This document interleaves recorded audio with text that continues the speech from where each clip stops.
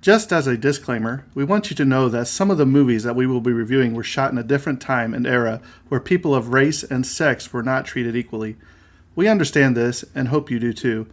The movies or anything that happened on the sets are not the views of this podcast or what this show is intended to be all about. Exactly. And we want to give due diligence in presenting the movie and not the views of the cast or directors or anyone involved. But we also feel it's necessary to let the audience know some of the background information to get a feel for what was happening at the time of shooting the film. Again, we hope you understand that we do not agree with everything that went on, and we just want to give out the information. And with that being said, hope you enjoy the show.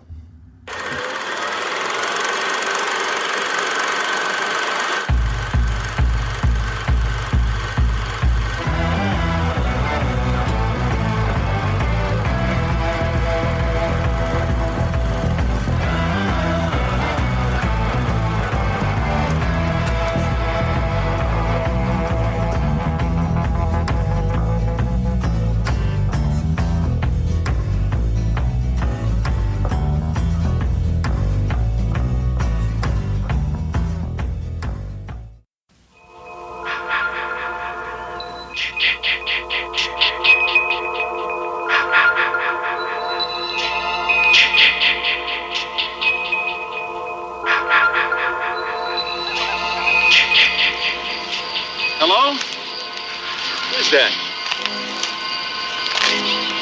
Oh, hi. What are you doing out in this mess? 1,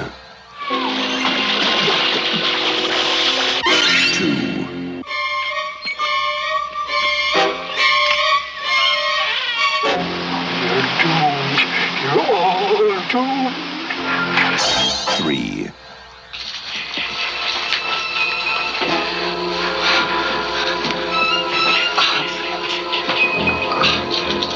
We weren't doing anything. We were just messing up. 4.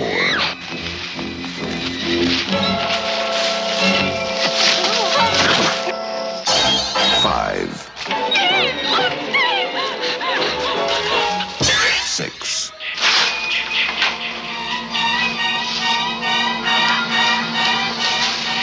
Imagination.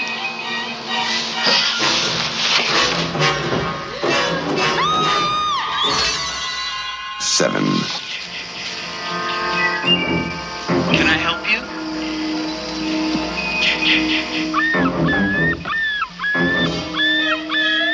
Hello? 8. 9.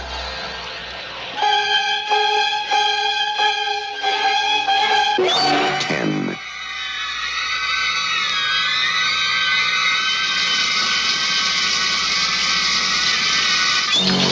11.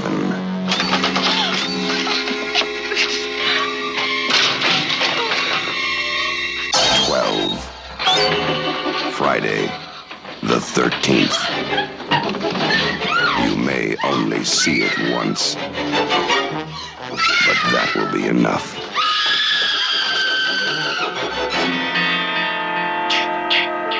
Friday, the 13th.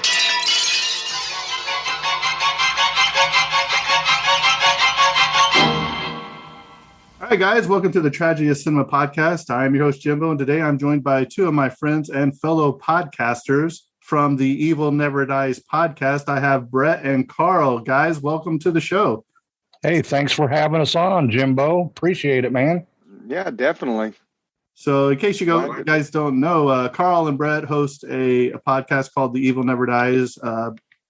Brett is a big Michael Myers fan, so I'm assuming that's where the name came from. But their podcast is about heavy metal music, rock music, horror movies, free-for-alls where they just talk about everything. They're big into haunts.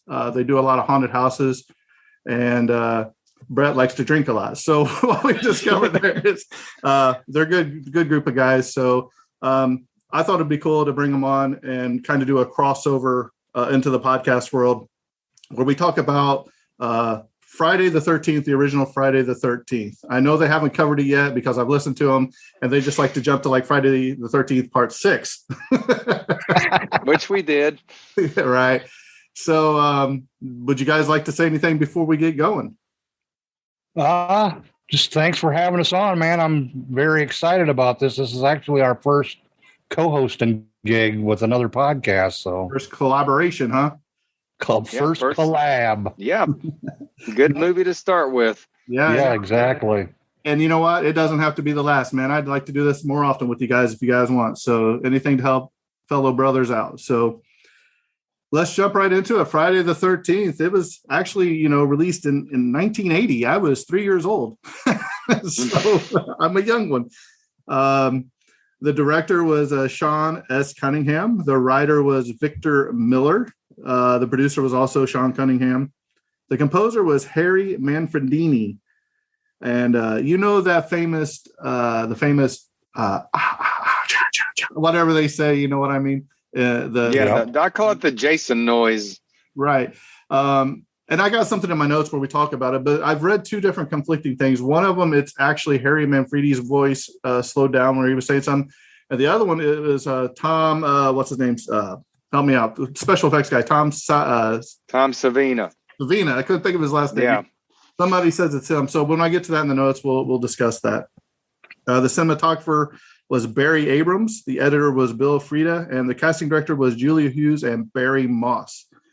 Now, for a horror film, this was riding on the coattails of Halloween. We all know, even Sean Cunningham and them have said that they drew inspiration from Halloween. So you can see some of that throughout this film, but their budget was only $550,000 for this movie. With today's inflation, and it's only going up from here, we both know this, was $1.951 million.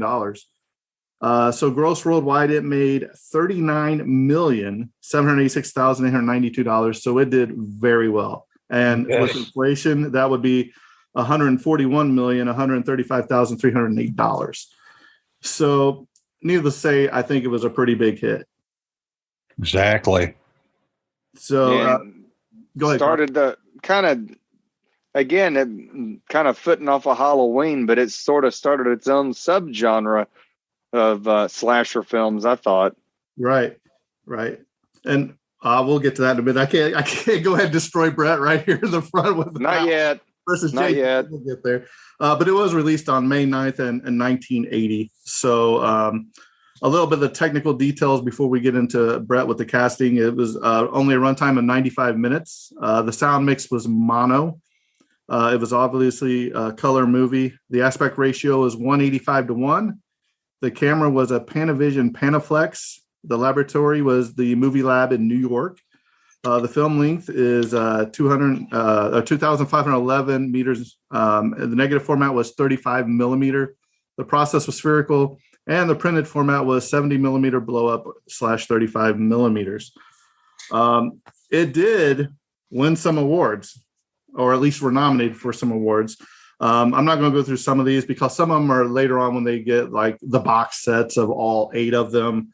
I don't really count those. So from 1981, it was nominated for the grand prize for Alvarez Fantastic Film Festival by Sean S. Cunningham. And in 1981, it got nominated for 2 Razzie Awards. Do you know what the Razzie Awards are? The raspberries. They're basically stinker of movies. Yeah, so the worst movie. It was nominated for the worst supporting actress for Betsy Palmer, and it was also nominated for the worst picture by Sean S. Cunningham. But then in 1980, it was also nominated for the best film for Mistfest for Sean S. Cunningham. So you had a lot of different people like it. Some didn't like it. I know Siskel and Ebert personally hated this, and I think it was Siskel actually gave out Betsy Palmer's address, and it was the wrong address, telling everybody to, don't hire her and all that. So he made a mistake and actually published the wrong address. So somebody was getting all this hate mail from whoever. Really? I didn't know that. That's pretty interesting. Oh, yeah. That's terrible. Yeah, most of this was filmed in New Jersey. Some of the, like the gas station and the cemetery, some of that stuff is still there. I got a little bit more of that in my notes. So, Brett, if you want to go ahead and take away the casting. All righty. First off, we have, as you said, Betsy Palmer as Mrs. Voorhees, Adrienne King as Alice, Harry Crosby as Bill, Janine Taylor as Marcy, Lori Bartram as Brenda, Kevin Footloose Bacon as Jack,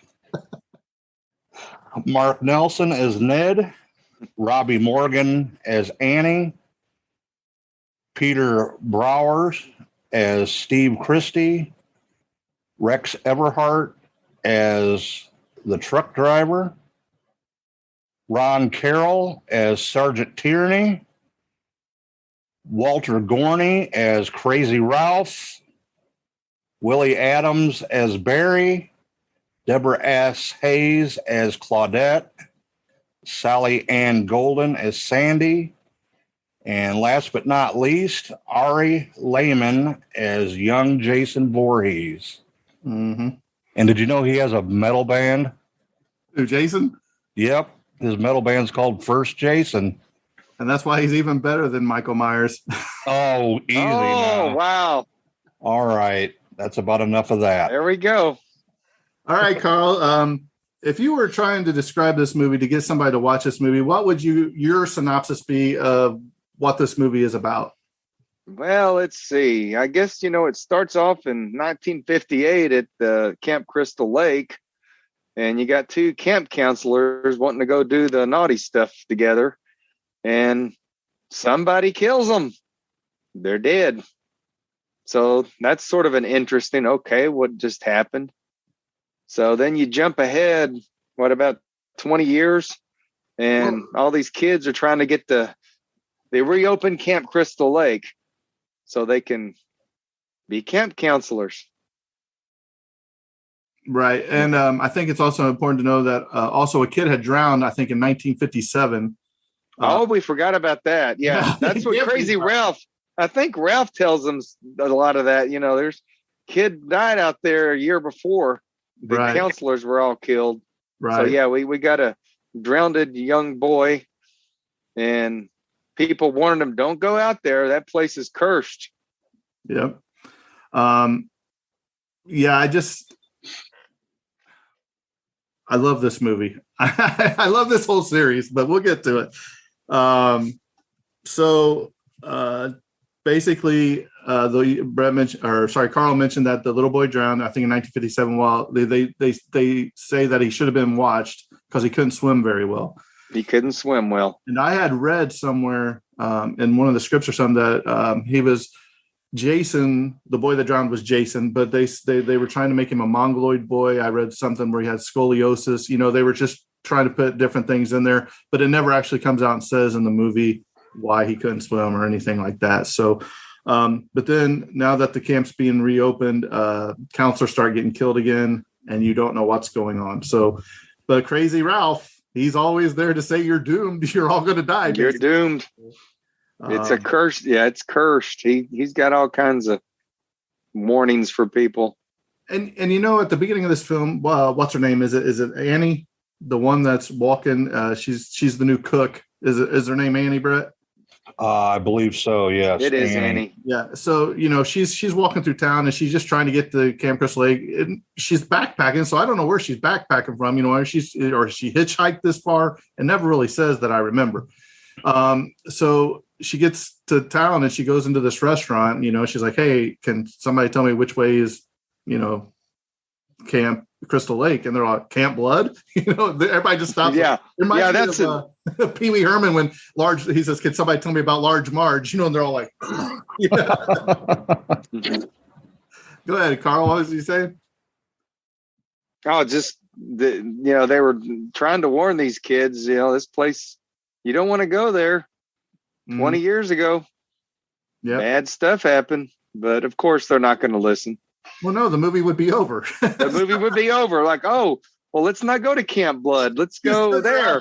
And then the Paramount logo would come up in the end. So, we got to get them there. Right. So they asked, I think it was the waitress lady says, "Hey, there's a truck driver in there." She says, "Hey, can you take her, on up down the road? Because it's still quite a whiles away." And he's like, "Sure, it's on the way. I can drop you off at a certain point." So she gets in and he starts talking about, you don't want to go there. Have they told you what happened, about the murders, about the boy drowning? and all this. And she's like, oh, I'll be okay. I'm just supposed to, he said, have they told you what you're going to be doing there? She's like, yeah, I'm going to be cooking for 50 kids. So she's the cook. So he drops her off by this cemetery and she starts walking down the road again. Then you flash over to the counselors, and they're all singing. They're all there. No, actually, it's Kevin Bacon and the girl and the other guy are driving down to Crystal Lake 2 in that truck. And they get there, and I think Bill's out there chopping wood, and he just wants everything painted. He wants everything, he's got a time that everything has to be done. He wants things to get progressed so the camp can get done and ready to go to bring in the campers. So they're still trying to do some work on this, but of course he has to go to town for some more supplies. And so all the counselors are there and they're like, hey, let's go swimming. We're not going to do any work. He's going to be gone for a while. Let's go swimming. Yeah, the boss is away, so let's play. Yeah. Yeah, when the boss is away, the mice will play, right, Brett? Yes. Yeah, exactly. So, they decide to go swimming. And you can tell there's a couple of them that are kind of a couple, if you will. And they're still trying to do the naughty things that Carl had mentioned to during his synopsis. Yeah. So basically, Annie's walking again, and she gets picked up by this Jeep. And you never see who's driving the Jeep. It's really crazy because the Jeep that Bill owns a Jeep that he's going to town in, and this Jeep that picks her up, it's the same Jeep in the movie. They only use one Jeep for both things. But you never see who's driving the Jeep that picks up Annie. And she starts driving down the road, and the Jeep starts going down the road real fast. And they pass the entrance to Camp Crystal Lake. And she's like, hey, you passed there. And you can just see her speeding up. Well, this causes Annie to do like a jump out of the Jeep, does a somersault. It looks like she hit her head pretty good, but she was a gymnast. So I guess she knew how to land properly and all that. And she kind of tweaked her leg, if you will. So she starts limping through the forest, running through there because you see the Jeep back up and you don't see, then you just start seeing feet chasing her. And one thing I like about this movie, even at the very beginning, when they kill the two counselors, is you never see the killer. You only see the expression on their face, and it goes like that slow motion, at the beginning. Yeah. Then you have the Friday the 13th pop up there with the glass breaking. I thought that was really well done too. So. Yeah, but I do like the fact that you don't know who the killer is. It is a mystery. Right. Because by this point, there is no Jason. You don't see, it's just some mysterious killer. Right. So it does make it different than the other Friday the 13th movies. Mm-hmm. And it makes it different than Halloween too, because Michael was a psychotic lunatic that had killed his sister at a very young age, and he escaped a mental institute. So you knew who the killer was in that. It's just trying to stop him. Here you have no idea what's going on. No clue. Yeah. No clue. And so all you see is those feet walking, and then, poor Annie, ends up getting a hunting knife to the gut, I think. Yep. So the cook is now dead in the forest. So you still Who's going to cook the food? You still don't know what's going on. So, of course, they go back, and the one guy's at the girl's at the archery range trying to fix something, and you see an arrow shoot by. You almost hit her. And it's the crazy, goofy guy out there just acting stupid, which is a lot of foreshadowing of some of the deaths in the movie. If you pay attention, there's a lot of foreshadowing of things that happen. So I don't want to give too much away. I don't want to walk through the whole movie because I think people should watch it. So I'm going to jump to the trivia and hit the most important stuff. But basically, some of these counselors start dying off one by one, sometimes by two. But yeah, sometimes by two. Pretty gnarly deaths, man. The one that gets me is the Kevin Bacon one with the arrowhead coming through there and twisting. Yeah. I got some of the interesting information in my notes about that. So let's just go ahead and jump into there. And then if you haven't seen this movie, please watch it. If I'm thinking outside of the Universal monsters, because those are my favorite, I think there's really three franchises that you go to. It's Halloween, it's Friday the 13th, and it's Nightmare on Elm Street. When they came out with those three, it basically gained more popularity back into the horror franchises than because it had gone stale there for a minute. What was it after the last horror film? What was the last one, Carl? Do you remember? What was it? The last what? The last Hammer film. The last Hammer horror film was, I think it was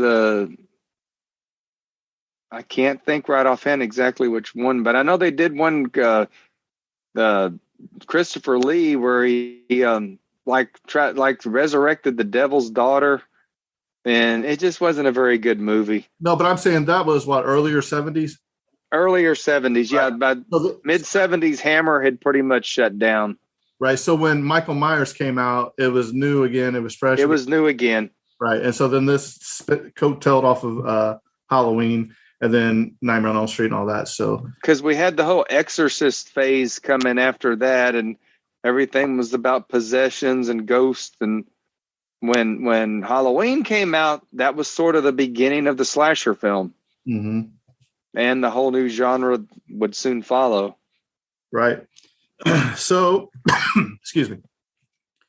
For those of you that haven't watched this movie, I'm getting ready to say a lot of spoilers. So let's go ahead. If you haven't watched this movie, turn it off, or I'm going to give away spoilers right here, because I'll give you like a little 3 seconds to turn it off, because I can't do some of these notes without telling who the killer is. So here we go. We all know that Jason doesn't appear in this movie till the. All right, there we are. The curse of Brett has struck the first collab. Why would I expect anything different, right? Exactly. I'm just hoping we didn't lose all that audio from from what we just did for the hopefully not 30 minutes or whatever it was. So basically, if that was the break you were needing, so I don't do any spoilers. Jason doesn't even appear in this movie till the very end. The killer is actually Jason's mom, who was a counselor there. She was the cook, in fact. And she's the one that's been going around killing everybody. And what a great death scene she had, off with her head. I mean, it was pretty. Yeah, that was definitely some good. With just a pipe. Yeah. It wasn't even anything sharp. It was a dull pipe. Yeah, she must have swung it pretty hard, man, because it came clean off. So I just wanted to get that out of there before I start going there, because you're going to be like, who's Betsy Palmer? Well, that was Mrs. Voorhees, and then, some of the stuff that we talk about. So Betsy Palmer said that if it were not for the fact that she was in desperate need of a new car, she would have never had accepted the role of Pamela Voorhees. In fact, after she read the script, she called the movie a big piece of what Brett would say. Over the years, however, Palmer did warm up to the film as she became more famous than infamous, and made appearances at conventions and stuff. She would even take pictures with Jason in the hockey mask, as Mama's boy or whatever. So it's just amazing. They don't even say her first name is Pamela. I don't think that comes out until Friday the 13th Part 4, if I remember correctly. There's that. Most of the locations of the set were there. The movie was filmed at Camp Nobi Bosco in New Jersey.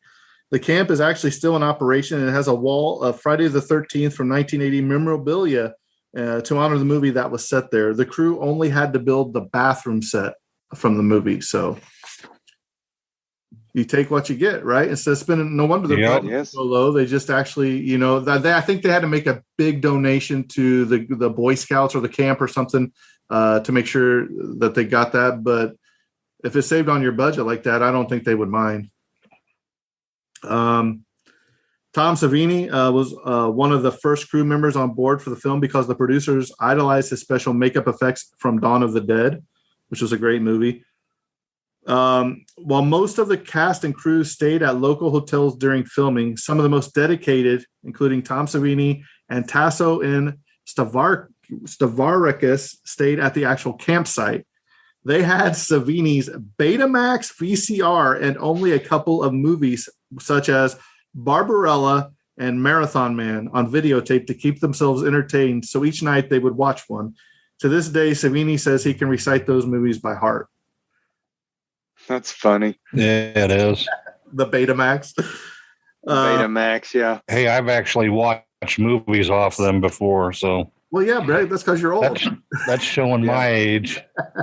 I remember Betamax, but I remember we had VHS, so I never bought it. I think I saw a Betamax once, and it was like huge, and I'm like, what is that? Yeah, and they were expensive, too, back in the day. Well, DVD players were expensive. I think the first one I got was $400 back then. So, I think I paid $700 for mine. Yeah. I could not wait. What was the first movie you got on it? Actually, I remember it was Lord of Illusions, the Clive Barr movie. I bought two. I bought Backdraft, and I bought The Fifth Element. So those were the second one I bought was Brett will like this was D. Snyder's Strangeland, and I still own that DVD because it never came out on Blu-ray. So I still got it. Brett, do you remember your first DVDs you bought? No. I don't. I don't think I actually had a DVD player until they'd been out a few years. So, I was still watching VHS probably all the way up until 2000. So I still got some VHS tapes. I ain't gonna lie. I still got my Star Wars widescreen editions and all that. Filming lasted for only 28 days. Now here's something that the PETA people are not going to like. Do you remember the scene where they go into the one girl goes into the cabin and there's that snake in there, and she, starts yelling for everybody to come in there. So they all come running in there. The one guy's got the machete. It was a real snake. It was actually, they had asked somebody to bring a snake in. So the pet owner didn't know they were going to kill it. So they actually chopped it up with that machete, where he hits it twice. And they say that the guy started crying on the set because he didn't know that his snake was going to get killed. His pet snake is dead. Poor snake. Oh, hey, man. At least he's famous now. The snake's famous. The snake's a snake. Yeah, probably one of the most famous snakes. Damien from Jake the Snake Roberts? Remember, with Earthquake sat on him and squashed him in the back. That's a wrestling thing. I don't know. I know. Brett. That's another one of my worlds is wrestling. Oh, me too. So Brett again. We got to get Brett up to date. So, but the snake scene, it was in the original script and was actually an idea from Tom Savini after he had an experience in his own cabin during the filming. So that was thrown in there because I guess there was a snake in his cabin while they were staying there. Let's see. Willie Adams was a production assistant for the film, and although he spent most of his time behind the camera, he's actually the Mel camp counselor in the 1958 scene that, and he has the distinction of being the first person killed in the Friday the 13th film franchise. So it's nice to see when producers and stuff like that actually get a little screen time too. Little cameo. Yeah. The working title for the script was Long Night at Camp Blood.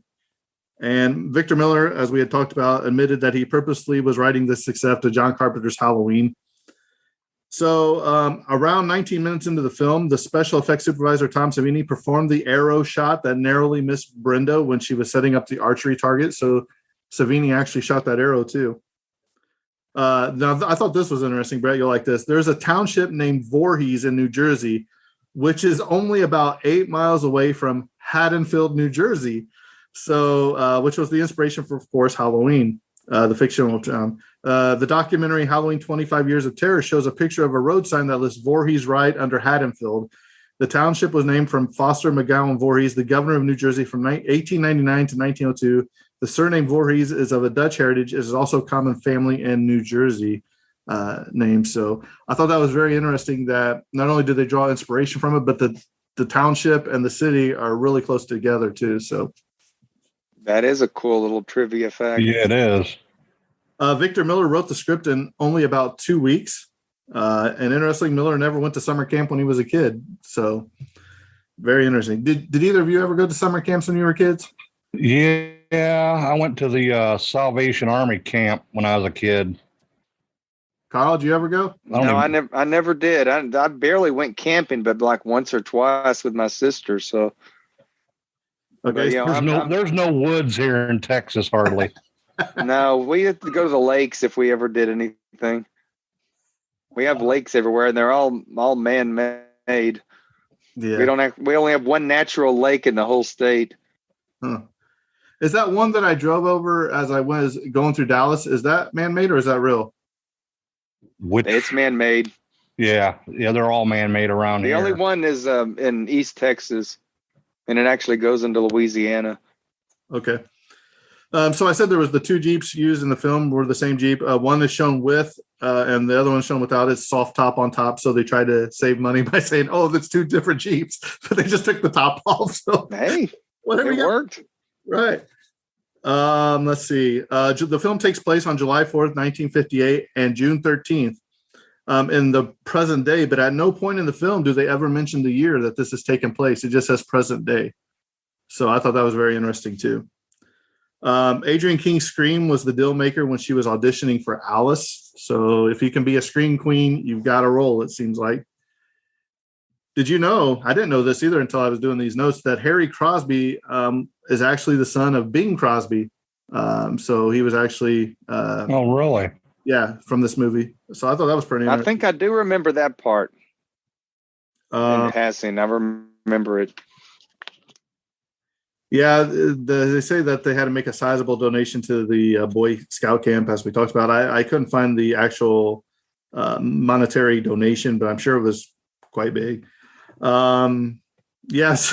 So here's that part about the snake. The idea behind the scene where the counselors have to kill a snake they find in one of the cabins was to differentiate the film somewhat from Halloween by having an early fake scare turn out to be legitimate, as well as establish the characters capable of taking action if needed. However, there was no PETA around the film set, meaning they actually took a machete to a real live snake. Allegedly, the owner was standing on the set watching and sobbing when this happened. So. Poor guy. Poor snake. I wonder if he gave him any money, or bought him a new snake or something. I don't know, man. That's terrible. Yeah, it is.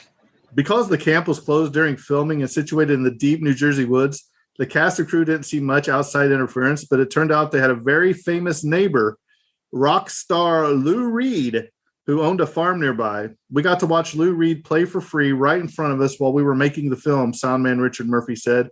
He came by the set and we hung around with each other, and he was just a really great guy. Huh. You know who Lou Reed was? Yep. Who was? Oh, I do. Well, give us a little history lesson on Lou Reed. It's not my music, so Brett, you'll have to hit the Lou Reed. He was sort of like a folk singer, sort of maybe. Not quite like Bob Dylan, but he really had his own sound. And then in his later years, he sort of got into like the shock rock stuff too. But so Take a Walk on the Wild Side. That's Yeah. a Lou Reed song. yep. This is sad to say, but it was the 18th highest grossing film for that year. But you got to remember, it was going up against horror competition films such as The Shining, Dress to Kill, The Fog, and Prom Night. So there's some good movies there. Yep. Exactly. Here you go, Carl. You ready? Stampede Wrestling introduced wrestler Carl Moffat as Jason the Terrible, who wore the hockey mask and was billed from Camp Crystal Lake in the late 80s. The gimmick was later taken up in Japan and Puerto Rico by Roberto Rodriguez and has also been used by Tracy Smothers and many other wrestlers, sometimes using such variation as Jason the 13th. I do remember that. So see, Brett, another chalk up to why Jason is better than Michael. We have wrestlers. All right. Yeah, there's not a Michael Myers anywhere in wrestling, but yeah, they've had several Jasons in wrestling. Oh yeah. This was inspired, as we said, by Halloween, but also by the movie Meatballs. Did you ever see the movie Meatballs? Yes. So that's where some of the comedy came from. I'm assuming because they were trying to get some of the youth market, some of their cash too. So while the Halloween movies have lots of music, the Friday the 13th movies have very little music. In fact, there was a decision made by Harry Manfredini to only have music in the movie when the killer was present. That's why there are only brief, quick moments of music in the beginning, but the climax is wall-to-wall music. So that's a little different than Halloween too. So I thought that was pretty interesting too. Jason, who, if you say Friday the 13th, most people say, oh, it's Jason, but he's actually not even mentioned by name until 1 hour and 16 minutes into this film. There is a lake located in Pearl, Mississippi called Crystal Lake. Also, this film and the sequels of Friday the 13th, they are said to have take place within the same universe as the Nightmare on Elm Street films, which we got the Freddy versus Jason. Did you guys like that movie? I'm a big fan of it. Yeah, we do an episode on it. We did, didn't we? Not I yet. don't think we didn't finish. We were going to. Yeah. It might have been on the list, and I took it off. We'll put it back on. Yeah. The thing about that, man, is I was looking for a really good film there, but it turned real comedic real quick. You know what I mean? And I know Freddie's more of a comedic. Freddie's more comedic, unfortunately. Yeah, that's why I was like, but I just wish at the end of that, when Jason's walking away with Freddie's head and he winks or whatever, like if you would have seen like Michael Myers or Chucky or somebody else where they could have extended it on, you know what I mean? But trying to get all those monsters into the same universe is probably a PR nightmare. It is because of the rights. Right. Studios, because at the time New Line had actually bought Jason so they could do the Freddy versus Jason movie. Mm-hmm. And but there's a really good fan video of I think it's Jason versus Michael Myers on YouTube, fan made. I've seen that. It's really good. The screenwriter Victor Miller's only big problem that he had with this film was that the bumbling cop. You remember the cop that comes and asks what the kids are doing at there, and they're like, "Hey, we're counselors," and the one guy's out there with a headdress, almost naked. Oh, he's like, "Oh, yeah." He's like, "Well, we're looking for Crazy Ralph. He's out here thing. He's said to be seen heading this way, and he was spouting his stuff, and it caused a bunches of PR issues, and we got to take him down and all that. And they released him and all that." But he said he didn't really want to have him in there. And the reason was because they wanted to make the camp secluded where nobody was going to come help them. They were on their own. So they didn't want to say, oh, well, the police are only a short distance away. You know what I mean? That can come help them and save them. They wanted to actually make it where, what are you going to do? It's you versus the killer.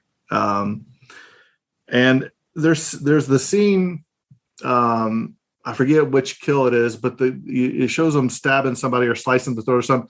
And you see wearing the like a suit jacket, which I thought it kind of looked like Ralph. So it kind of threw you for a swerve right there because you thought, well, maybe this is Ralph as the killer. So I thought that was really well done too. Yeah. So Siskel, he didn't even like Jaws or Alien or even Silence of the Lambs. He didn't like anything. No. And, I used to watch them because I was a movie guy and I was like, that movie was good. How can you not say it wasn't good? I don't think I ever agreed with anything they said. So, but they were the ones that got paid the big bucks, I guess. So they were wrong. But I used to love watching them though. Betsy Palmer tells fans she has no idea who this character in the hockey mask is since her son Jason drowned in 1957. You know who Jason is.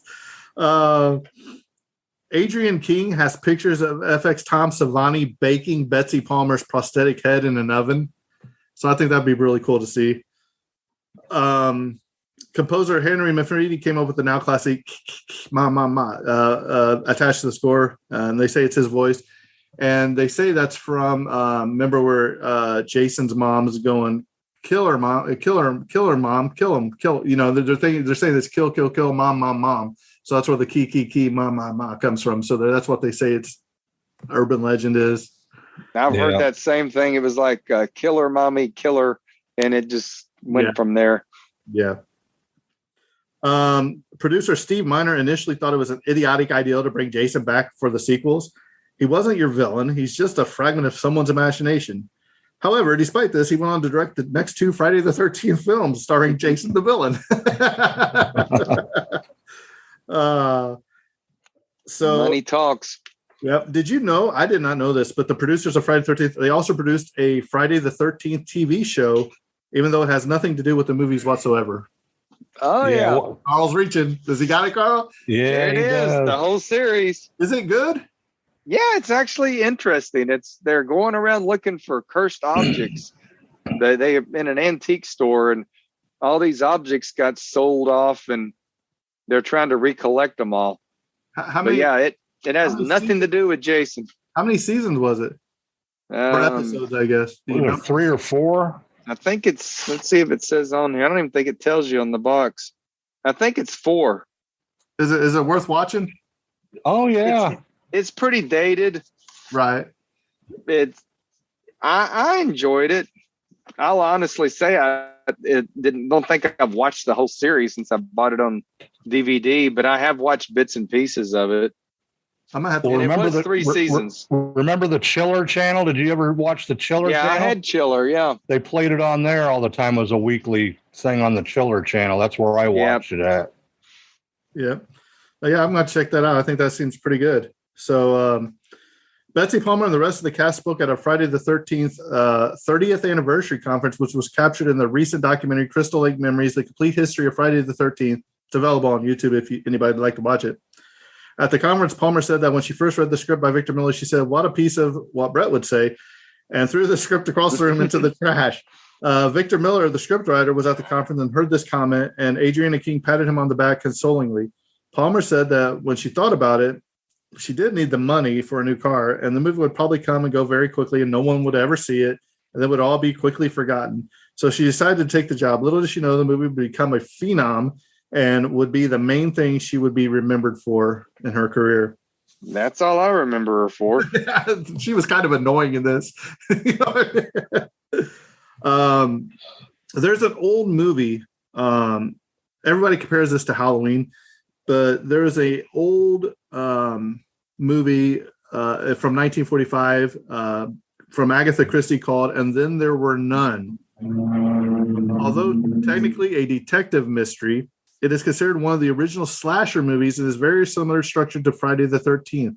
10 people isolated in a remote house, a prophecy at the beginning of the story that they will all be killed, and the people are killed off one by one in gory fashion by a mystery killer.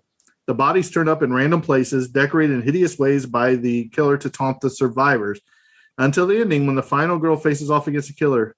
It was the prototype for other slashers, including Psycho, Halloween, Friday the 13th, and coincidentally, there are 10 victims of both Friday the 13th and There Were None. So I've never seen that movie. I think I need to look for it, though. I think we do too. Yeah. Yeah, that sounds interesting for sure. Yeah. So I remember. What year did you say that was? 48? 45, I do believe. 45? Yeah. I remember the movie, but I've never seen it. But I remember it, if that makes any sense. Yeah. And Then There Were None is the name of that. If you want to write that down, I think maybe that could be one of our next collabs we do, if we can find copies of it. It's Agatha Christie. Actually, yeah, okay. That werewolf movie we did was actually sort of a subgenre from the Agatha Christie book. She was a good author. The Beast Must Die. It sort of delved down from there. Yep. So we'll try to find that movie. Yeah, we'll try to do it, and maybe we can get together here in a little bit and do another one. Yeah. Steve Miner was the only person that's crossed over from the Friday the 13th films to the Halloween films, having directed both Friday the 13th Part 2 and Halloween H2O. He's also the only person associated with the production to have a character named after him, Steve Christie. Hey, Brett. Kevin Bacon shaved his armpits for the bedroom scene, just so you know. Oh, really? Ooh. Yeah, didn't want no greasy bacon. An opening weekend, this film reportedly grossed over 10 times the production cost. So, I mean, it just went crazy. This film is also rumored to have been inspired by the real life Lake Bodom murders in Espoo, Finland on June 5th, 1960. So I'm not familiar with that. I haven't looked at that. So I might have to look that up to see what that was about.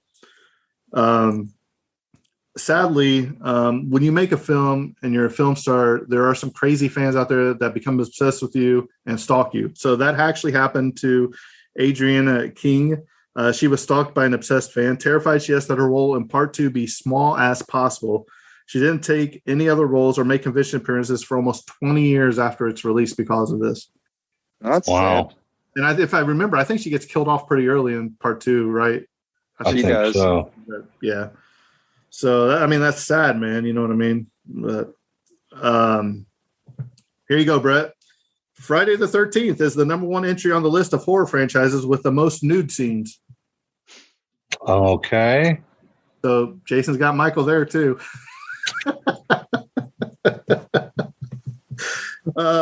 Here's another one. Now this is going to be interesting, and I'm going to see if I can find it. But there is a podcast by Quantum Recast, I think is the name, took Friday the 13th out of 1980 and recast it into the year of 2005 with relevant actors from that year.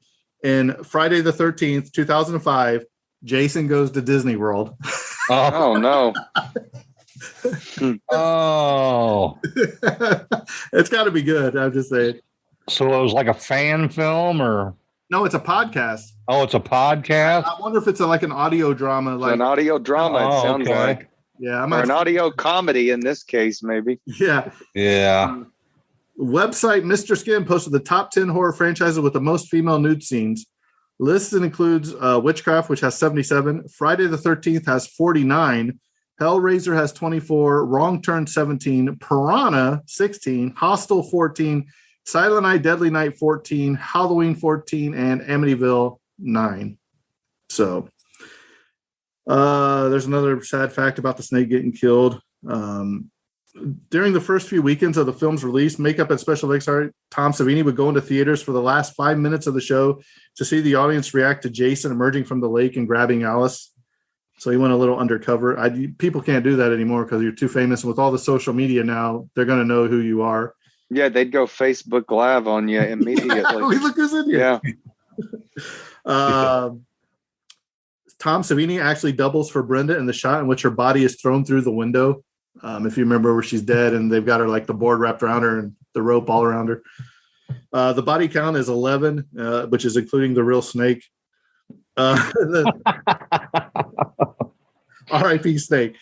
In the scene where Bill is found impelled to the door with arrow, his eye twitches continually because the eye effect that Tom Savini applied was actually burning Harry Crosby's eye and causing him excruciating pain. So I bet. We talked about that kill, cha-cha-cha. Betsy Palmer only worked on the film for 10 days, for which she received $1,000 per day. In 1980, that's pretty good money. That got her a good car. Yeah, it did. Years before the film was ever even conceived, Betsy Palmer spent her summers growing up on Crystal Lake in Warsaw, Indiana. So that's not too far from here. Okay, so here's the probably my favorite death scene where that arrowhead comes through. I told you I had something special with the arrowhead come through. So for his death scene, Kevin Bacon had to crouch under the bed and insert his head through a hole in the mattress. Then a latex neck and chest appliance was attached to give the appearance that he was actually laying down. Getting the setup to look right took several hours, and Bacon had to stay in that uncomfortable position the entire time. For the bloody final moment, Tom Savini, also under the bed, would plunge the arrow up and through the fake neck, while his assistant, also under the bed, operated a pump that would make the fake blood flow up through the appliance. To further complicate things, the crew needed someone else to stand in for the killer's hand as it held Kevin Bacon's head down, and they settled on still photographer Richard Fury. So after several hours of setup and latex building and planning, it was finally time to shoot the scene. And when the moment of truth came, the hose for the blood pump disconnected, knowing that he basically only had one take. Otherwise, they'd have to build a whole new latex appliance and set up everything all again. Tasso and Starficus grabbed the hose and blew into it until the blood flowed out, saving the scene. He said, I had to think quickly, so I just grabbed the hose and blew like crazy, thankfully causing a surreptitious arterial blood spray. The blood didn't taste that bad either. But, you know, how long would that have taken to set up and then Oh yeah, you ruin it because the blood didn't come out because you can't just CGI that stuff in back then either. Not then. No. Not on the budget they had. Have you seen the Tom Savini documentary? That he went on about that, saying that's one of the hardest scenes he's ever done in a movie. I haven't watched that, but wasn't that on Shudder? Yeah, I think it's on Shudder. I might have to check that out. I have Shudder, so there's a lot of good documentary stuff like that too. So Betsy Palmer insisted that Sean Cunningham put her in the beginning of the movie at the diner or waving to Annie on the road as she is hitchhiking to Crystal Lake. He didn't take her advice. And I think that would have been really cool to have her in the diner at the beginning, you know, where they're all talking about don't go to Crystal Lake and all that. Or I don't know about waving as she's hitchhiking. Yeah, that would have been weird. But have her in the diner scene, you would have never even known her. Yep, exactly. Sitting there drinking a cup of coffee or something. You could have had a small flashback, you know, back at the diner where they say, hey, stay away from, you know, Camp Crystal Lake and just have her sitting there drinking in the background or something. You know what I mean? I think it would have been cool, but he's like, nah, they wanted to, I guess, shift to Ralph or whoever, you know, because they didn't want you to know who the killer was. Victor Miller admits he was subconsciously inverting the psycho formula, where instead of the son having a split personality and pretending to be the mother, we have the mother pretending to be the son. So I thought that was pretty cool too. We already talked about that too. And last but not least, Kevin Bacon claims that he asked to sign screenshots from his death scene in this movie more than any other movie he has been in. So I think that's pretty interesting. So Brett, we'll start with Carl, and then we'll go around. We'll let Brett go after him, and then I'll go to finish it up. So Carl, what's your thoughts and feelings on Friday the 13th, the original? Well, definitely groundbreaking, although it was inspired by Halloween. It special place for me. It's always seemed to forget at times that Jason wasn't in it until the very end. Mm-hmm. And I enjoy the movie a lot, and I'd give it a 4, whatever me and Brett call them. Devil horns. Devil horns, yeah. Yeah, I just give it had a few moments but yeah, it's definitely 4-star movie. Brett? Well, I seen this when it first came out in 1980. I was 13. Actually, my mom took me to see it, but she went and seen a different movie, and I went and seen it. And yeah, I love this movie. Especially the end when he jumps up on the boat, man, that scared the crap out of me. When you were in the movie theater by yourself? A creepy moment. Just the way he did it, you know. Did that a few times. Sometimes my mom was a big horror fan, but sometimes she didn't want to see some of the stuff I wanted to see, so I had to go by myself. Yeah. Yeah. So, I think it's a good movie. I'm grateful that it helped carry on the legacy of horror franchises, because I think there was so many things that came out after this that could revert back to Halloween and this. If you put this movie up against Halloween or even the Texas Chainsaw Massacre, those, I'm going to say, standalone films, Halloween and Texas Chainsaw Massacre will beat it every time. However, what I will say is I think that the Friday the 13th series as a whole is better and more concise throughout all of them than Halloween, where you have to have a pie chart and all this to follow the storylines. You got multiple universes of Michael Myers, and I think exactly. I think the Jason one flows a lot better. It gels together a lot better. So definitely, I like this movie. If we're going 4 out of 5, I'd have to agree with Carl. If we're going 10, it's probably an 8 or 9 out of 10 for me, because it kickstarted the franchise that I love. Because Jason is my favorite. I know Michael is yours. But I'm just glad that we had this opportunity to have more scares in your life. You know what I mean? Because if you walk into, let's say, your local haunted house or your local Spirit Halloween or whatever it is down there or everywhere, you go in there, you're definitely going to see the Freddys, you're going to see the Jasons, and you're going to see the Michael Myers, you know, and you'll see some of the old Universal monsters too, but and you'll see Chucky and all them. But, you know, what do you think, or do you think that we will ever have another run like from 77? Was it 77 when Halloween came out? 78 to Nightmare on Elm Street and Jason. Do you think we will ever have another run of new material or new monsters created that can continue the process going forward? Or do you think that this was as good as it's going to get? Well, it'd be nice to have something new, right? For sure. Well, I mean, you know what, Halloween Ends or whatever's getting ready to come out either later this year or next year, right? I think a lot of times they try to just capitalize on what they already have instead of that's my biggest problem with Hollywood. They all want to do these remakes, and nobody wants to think for themselves and come up with new stuff. And yes, you'll make your money, maybe make your money back in a little bit more by either remaking or continuing the franchise, as we've seen with relaunching. Right. I just wish they could come up with other stuff. I thought Trick or Treat was pretty good with Sam, the Halloween boy. I thought that was really well done. Yeah, we have a Sam in the corner over here, actually. Back there. But Yeah. I don't know.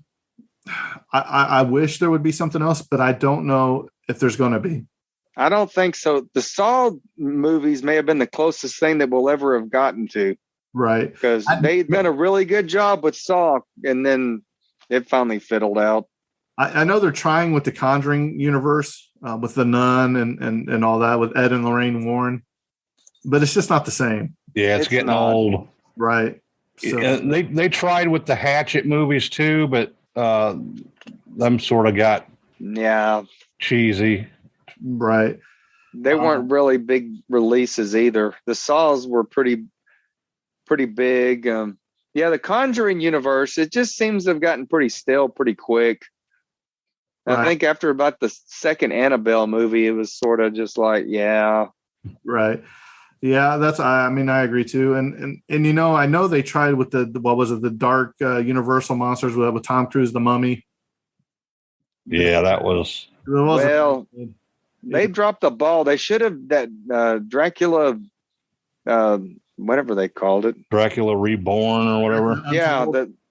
That they should have made that like the beginning of the new Universal Dark Universe, because I thought that was a strong movie. Mm-hmm. But that Tom Cruise Mummy was just not a way to start something. I'd rather have the Brandon Fraser Mummy be the starting point if they were going that route. Yeah. You know what I mean? Yeah, that was yep, exactly. More Indiana Jones than horror movie. So right. Yeah. Well, guys, thanks for coming on. Brett, why don't you let everybody know where they can reach you? Well, you can get us on all the social medias, Evil Never Dies podcast. Email is evilneverdiespod@gmail.com. Don't forget your TikTok. TikTok, it's at Evil Never Dies. Twitter is at Weird Evil NVR Dies. I know you're pretty upset about that because somebody took it. I was pretty mad somebody took it. So, but websites www.evilneverdieспod.com. That's about it. And they can find you. Check us out. They can find you anywhere that the like iTunes and Apple. Yeah, we're on everything. Okay. All the platforms. Carl, why don't you tell anybody listening that might be in the area that hasn't heard of you guys about your haunt, and that you guys are looking for actors for your haunt for the Halloween weekend or whatever? Yes, I'm back to after 10 years doing our backyard haunt, which is, I have a huge backyard, so it's just not some, one room thing. Information on that, you can go to www.countkarabi.com, which will take you to our Facebook page and give you all the information about that, or just go to Facebook and search for Count Karabi's Museum, and all of our info's there. You said you're looking for actors? Yeah, we're always looking for something. Yeah. So if actors looking for people to come through it, And you guys aren't. Go ahead. This is sort of our relaunch year. Last year was sort of a test, so we're hoping to get a whole lot more people come through this year. So. And you are in the Dallas-Fort Worth area, correct? Yes, we are. Fort Worth, close to downtown Fort Worth, actually. Yeah, I just went down there for WrestleMania, and I actually went out to eat with Brett. So yeah, we had a good time, man. Good time. So as always, you guys can find us at the Tragedy of Cinema podcast on Facebook group. We have a lot of fun on there. The Evil Never Dies podcast has a group on there. So if you like what you heard, go ahead and go leave The Evil Never Dies a nice review and rating. Help them guys out. If you're into heavy metal, rock and roll, haunted house stories, or just listening to Brett complain about how much the price of limes have gone up at Walmart, go check them out. I mean, I listen to you guys because I have a 2-hour drive back and forth to work. I listen to you guys every Monday morning on the way home. So you guys help me keep me entertained and awake on the road. So I appreciate it. We appreciate you, man. Thanks for having us on. No problem. So what I like to do when I end my things, my podcast, is I'll say, hey, that's the episode's coming to close, and that's a wrap. And then I'll go and cut, and we end it.